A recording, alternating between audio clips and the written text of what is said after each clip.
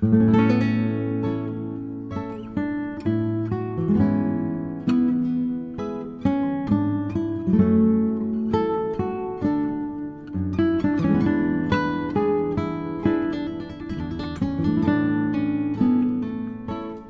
start off with, this video is not an attack on abiogenesis itself. That is, I am not saying that it is impossible or even incorrect. All I am saying is that it cannot be considered scientific. The following list is 10 reasons why abiogenesis cannot be considered a scientific concept. This also means that abiogenesis should not be taught in a public school science class. Not because it runs afoul of any religious beliefs, but simply because it does not qualify as science. Number 10, abiogenesis is an atheistic presupposition. Because abiogenesis is by definition a totally naturalistic idea of the origin of life, it is inherently atheistic. This is because the idea leaves no place for God. However, its connection to atheism goes beyond this, because it is a needed presupposition of atheism and philosophical naturalism. While there are scientific reasons for life having a beginning, there are no scientific reasons requiring that it be by way of abiogenesis. This is because, even ignoring God as a possible answer, there is no reason to simply conclude that we do not know and cannot know the answer. After all, the origin of life took place in the past, and there are many details of the past that simply cannot be reconstructed. This is particularly true for one-off events for which there were no humans around to observe and record. As a result, abiogenesis is a purely naturalistic and atheistic presupposition being forced on science and being presented as though it were actually scientific. Number 9, it is a necessity of a naturalistic origin. Because by definition abiogenesis is supposed to be a natural process, it is ultimately a necessity of insisting on a totally naturalistic origin to life, the universe, and everything. As a result, abiogenesis is not necessitated by science or even implied by science. It simply results from an insistence on a naturalistic origin. Ultimately, it results from disallowing God as the starting assumption, along with the notion that there is nothing beyond the ability of scientific explanation. Number 8, no alternative is allowed. The simple fact is that the only real alternative to abiogenesis, that of life being created by an intelligent God, is not allowed by establishment science.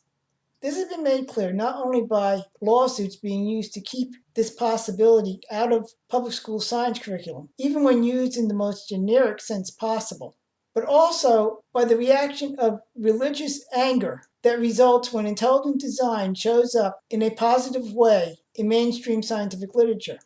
In other words, they have already excluded God as an explanation and will not consider the possibility that they cannot find one. As a result, if you are going to insist on a totally naturalistic origin for everything, then abiogenesis is a necessity, even if there is no evidence or even no possibility of finding evidence for it. What about panspermia, you may ask? Isn't that an alternative to abiogenesis? The answer is no, it is not. This is because all panspermia does is move abiogenesis to a long time ago in a galaxy far, far away, and therefore totally untestable. Number 7, the only evidence for abiogenesis is the assumption that it had to have happened. The simple fact is that there is no real evidence for abiogenesis. The reason why this would be the case, even if it did occur, is that such chemical processes do not leave fossils. But this still means there is a lack of actual evidence. When you ask for evidence for it, the answer is usually something like, we exist, don't we? So abiogenesis must have occurred. This, of course, is circular reasoning. Sometimes they will point to experiments that try to reproduce abiogenesis in the lab, but nothing from these experiments is even close to the simplest living cells. Furthermore, in most cases, the results of these experiments would not survive in a natural environment, and as such are worthless for further development towards life. As interesting as some of these experiments are, all they really show is interest in chemistry, but not actual evidence for abiogenesis. Number 6, information theory is a problem for abiogenesis. The reason information theory is a problem for abiogenesis is that living cells contain a highly complex digital information storage, retrieval, and processing system.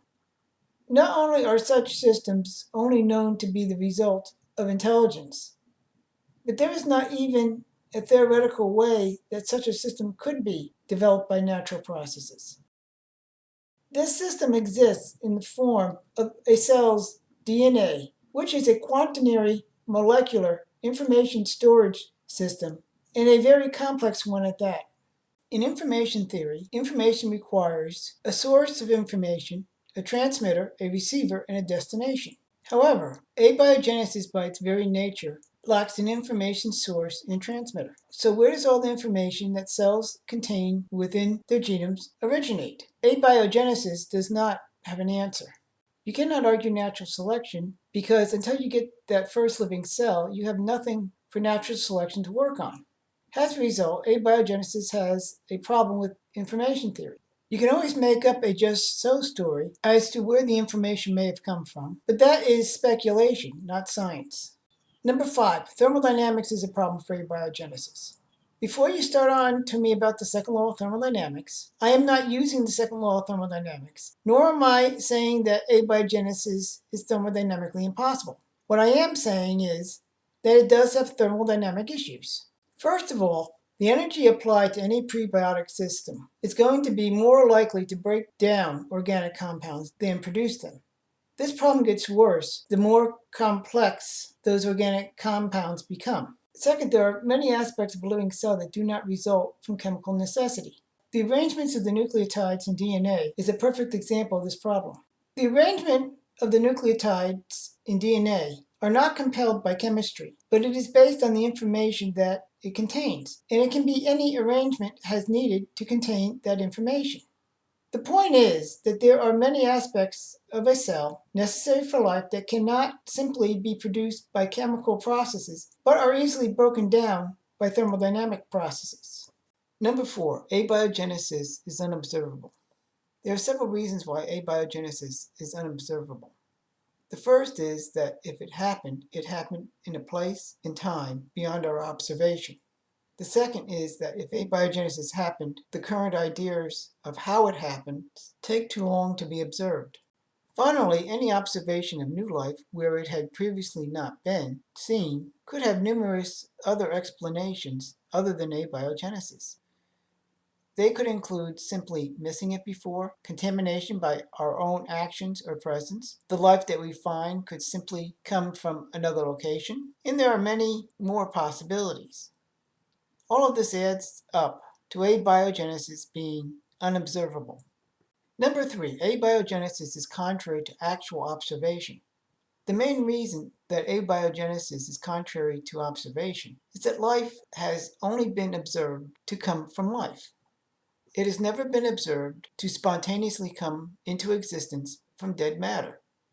The simple fact is that the line between life and non-life spontaneously only occurs in one direction. That is, a living thing dies such that life becomes non-life. We do not see corpses spontaneously coming back to life, such that anyone seeing a dead person come back to life would rationally conclude that it was an act of God. Not only are there no examples of abiogenesis being observed, but everything we do observe says it cannot happen. Number 2, abiogenesis is unrepeatable. Ultimately, the best origins of life researchers could ever do is demonstrate that life could be produced under laboratory conditions. Not only would this require a lot of intelligence, but deliberate manipulation of all the components involved. As such, it would not prove that such an event could actually happen in nature. Creation of life in a lab would only demonstrate that intelligence can produce life. It would not be repeating true abiogenesis. Also, the origin of life on Earth, whatever its source, is something that happened in the past and can't be repeated. The best we could do is to try to duplicate what we think happened. That's not necessarily replicating what actually happened. This would not replicate what would have happened in a natural event, even if the origin of life were a natural occurrence. This is because any effort to do so would be done under carefully controlled laboratory conditions that would be designed to prevent the products from being destroyed. Number 1, abiogenesis is untestable. Even if abiogenesis did occur on Earth, it can never be tested. It would be a one-of-a-kind event with no one present to observe it, and it would not have occurred under conditions or on a scale that would leave a fossil record.